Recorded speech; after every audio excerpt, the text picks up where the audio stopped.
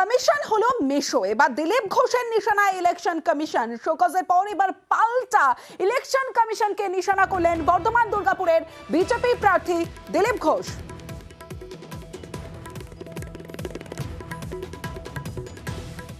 দিলীপ ঘোষ স্বভাবসিদ্ধ ভঙ্গিতে আরও একবার বাংলায় তথা ভারতবর্ষের একমাত্র মহিলা মুখ্যমন্ত্রী মমতা ব্যানার্জির বিরুদ্ধে অশ্রাব্য কথা বলায় model code of conduct violation হল।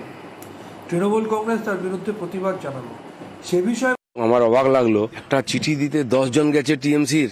ভাই কি এমন হয়ে গেছে? সকালে উঠে মেসোর বাড়ি দৌড়েছ, তোমরা যখন রাস্তাঘাটে দাঁড়িয়ে কার নামে কি না বলেছ। আমরা তো মেসোমশাইয়ের কাছে যাই না যে মেসোমশাই কান মুলে দিন।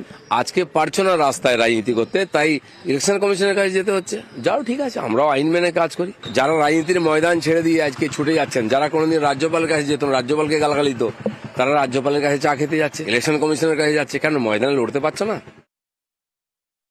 দিলীপ ঘোষ স্বভাবসিদ্ধ ভঙ্গিতে আরও একবার বাংলায় তথা ভারতবর্ষের একমাত্র মহিলা মুখ্যমন্ত্রী মমতা ব্যানার্জির বিরুদ্ধে অশ্রাব্য কথা বলায় model code of conduct violation হল।